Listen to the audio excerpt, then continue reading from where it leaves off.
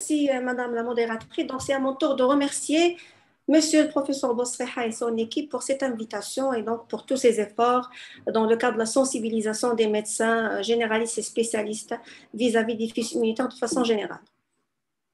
Alors, l'atteinte digestive, voilà, moi j'ai tous. Suivant.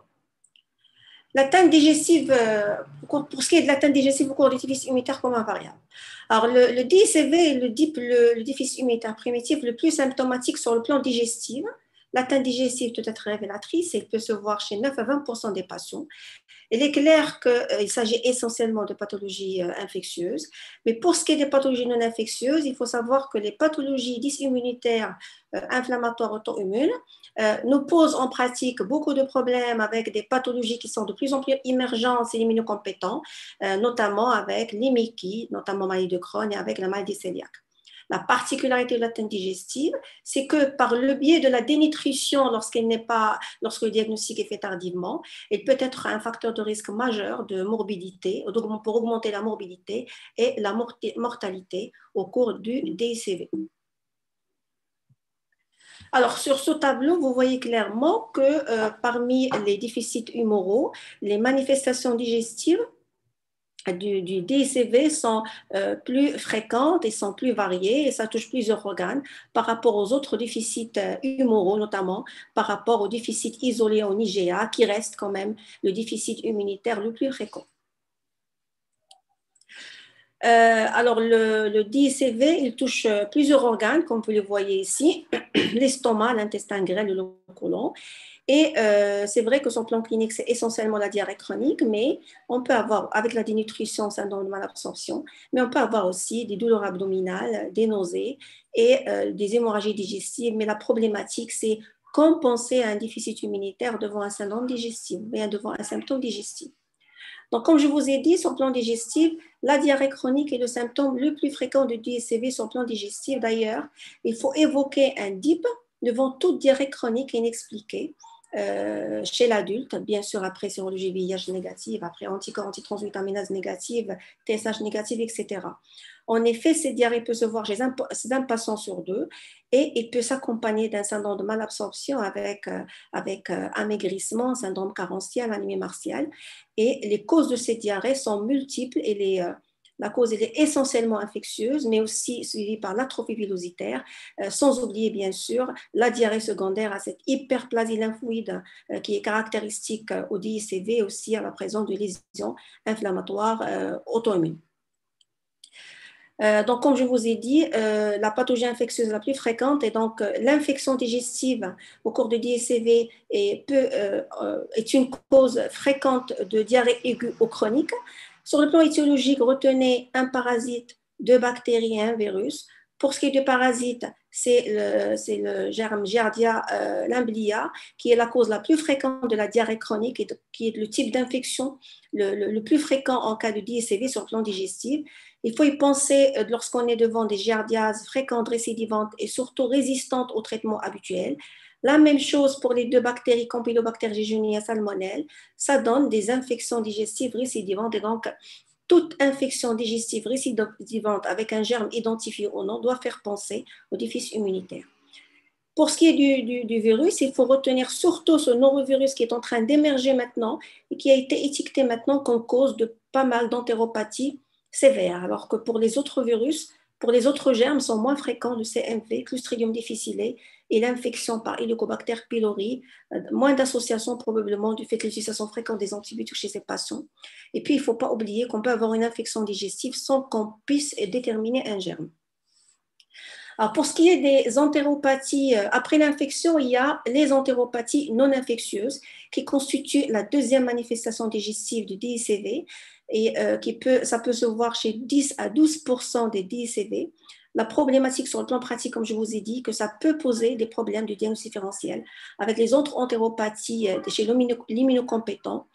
Et on va les voir après. Sur le plan clinique, ces entéropathies vont se manifester là aussi par une diarrhée chronique.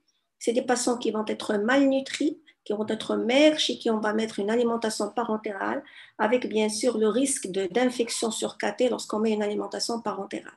Ça peut donner des tableaux d'entéropathie exsudative et comme vous le savez, C'est un diagnostic différentiel du DIP de façon générale entéropathique exudative. Mais dans ce cas, en plus de l'hypogamma, on va avoir un taux d'albumine qui est bas. Et puis, ces entéropathies peuvent donner un tableau de puellulation microbienne chronique et surtout une atrophie villositaire qui peut mimer une maladie cœliaque-like. En effet, l'atrophie villositaire est fréquente en cas de DSCV. C'est une lésion qui peut se voir dans 20 à 50% des cas et qui peut mimer une maladie cœliaque et donc ce qu'on appelle une cœliaque-like. Et il faut savoir que l'atrophie villositaire cœliaque-like se différencie de la vraie maladie cœliaque par cette fameuse rarification des plasmocytes au niveau du chorion, par la résistance au régime sans gluten et bien sûr par un phénotype HLA DQ2, DQ8 qui est négatif, qui lorsqu'il est positif, il est typique d'une vraie maladie cœliaque. Et sur le plan thérapeutique, comme je vous ai dit, le régime sans gluten il est peu efficace. La même chose pour la substitution en immunoglobuline. Et ce sont ces patients-là qui ont une atrophie villositaire. Lorsque le diagnostic est fait tardivement, on peut se retrouver avec des formes sévères de malnutrition qui peuvent nécessiter un support nutritionnel de façon continue. Alors, vous avez beaucoup parlé de cette granulomatose non caseuse type sarcoïdosique. Comme vous le savez, les granulomes qui sont aussi parmi les lésions atypiques de DCV, ces granulomes non caseux peuvent se localiser aussi au niveau du tube digestif, notamment au niveau du côlon et au niveau du foie.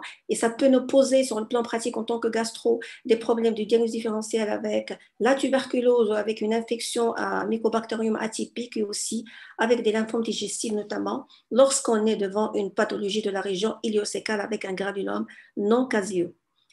Bien sûr, c'est une granulomatose qu'on doit distinguer des manifestations digestives de la granulomatose septique qui peut donner aussi des granulomes au niveau digestif, qui, comme vous le savez, est en rapport avec un problème de la fonction phagocytaire. Ces granulomes au niveau digestif, dans le cadre de cette granulomatose type sarcoïdosique, répond à la corticothérapie, mais il y a un risque élevé d'infection et il n'est pas affecté, il n'est pas beaucoup amélioré par le traitement substitutif. Qu'est-ce qu'il en est des maladies, des Mickey-like? Et donc, sachez que parmi les tableaux des entérocolites, des entéropathies liées au DSCV, il y a le tableau de Mickey-like, c'est-à-dire maladie de Crohn-like ou RCH-like. C'est significatif, l'association, c'est dans 6 à 10% des DSCV.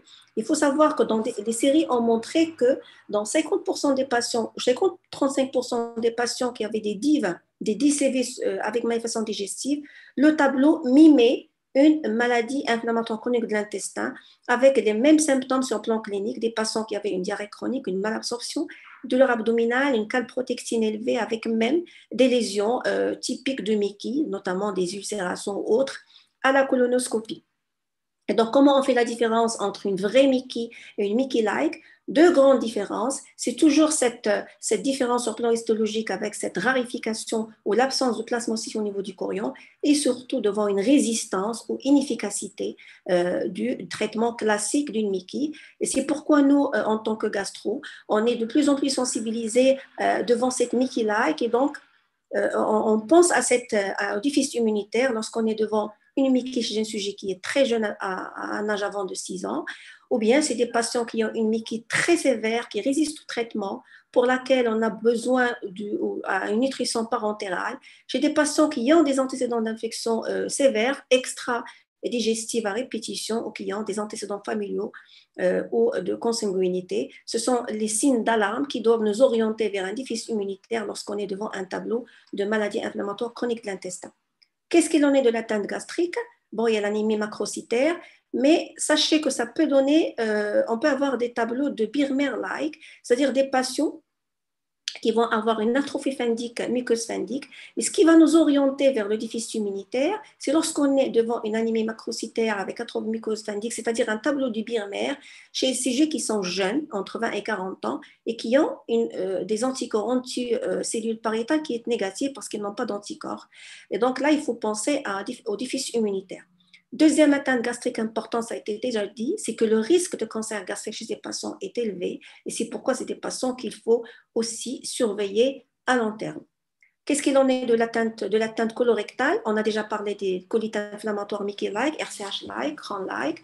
On peut avoir des tableaux de lymphocytes, de colites lymphocytaires et surtout cette hyperplasie folliculaire lymphoïde qui va être étendue normalement chez l'immunocompétent et les localisée en cas de déficit immunitaire, notamment en cas de DICV, c'est une hyperplasie folliculaire lymphoïde qui est étendue, parfois pseudotumorale, et c'est elle qui constitue le lit, c'est une lésion à état précancéreux pour les lymphomes colorectaux, qui sont, comme vous le savez, les lymphomes est une situation, est une complication connue des déficits immunitaires communs variables. Alors, ce tableau vous montre que, bien sûr, on peut, parmi les complications, manifestations des déficits immunitaires communs variables, manifestations digestives, vous avez les cancers, retenez de cancer au niveau gastrique et au niveau, enfin, l'adénocarcinome gastrique et le lymphome digestif. Le lymphome digestif, c'est essentiellement des lymphomes malins non-hodgkiniens de type B, et qui, comme je vous ai dit, se voit surtout sur un fond d'hyperplasie folliculaire lymphoïde, alors que au niveau de l'estomac, c'est des adénocarcinomes dont le risque est multiplié par 2 et qui vont se développer sur un fond de l'état précancéreux. Ici, ce n'est pas l'hyperplasie lymphoïde, mais c'est la métaplasie intestinale diffuse et la gastrite chronique atrophique non, HP négative. Qu'est-ce qu'il en est de l'atteinte hépatique?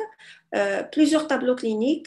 L'hypertension portale, et on peut avoir une HTP avec sténomégalie et bien sûr risque de varices œsophagienne et d'hémorragie digestive dans 20% des cas.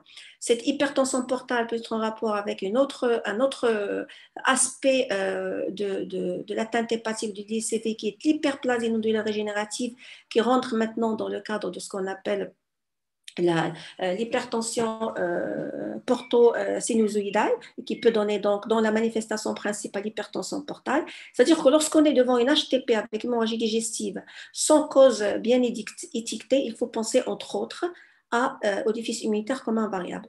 Les autres atteintes hépatiques de ce déficit immunitaire sont les granulomes hépatiques bien sûr, et donc le problème du diagnostic différentiel, ça doit figurer parmi les diagnostics étiologiques d'une hépatite granulomateuse. Bien sûr, on va avoir de l'infiltrate lymphoïde, ça c'est connu au cours du déficit immunitaire comme invariable. Et on peut avoir des tableaux d'hépatopathie auto-immune séronégative ou d'hépatopathie cholestatiques avec des anticorps des auto-anticorps ou des anticorps antitissus qui sont négatifs. Mais là aussi, à chaque fois qu'on ne comprend pas au niveau hépatique, que ce soit sur le plan biologique, sur le plan clinique et surtout sur le plan histologique, il faut qu'on pense aussi, sur le plan aussi syndromique HTP, il faut qu'on pense au déficit immunitaire primitif, entre autres au DSCV. Est-ce qu'il y a une particularité sur le plan thérapeutique concernant l'atteinte digestive du DSCV? La réponse est oui, dans la mesure où les immunoglobulines à elles seules, ou la substitution par les immunoglobulines à elles seules n'est pas toujours suffisante pour régler les problèmes. C'est vrai que ça permet de réduire les infections sévères et les hospitalisations, mais ça reste par exemple inefficace, enfin peu efficace en cas de Mickey-like, de Crohn-like.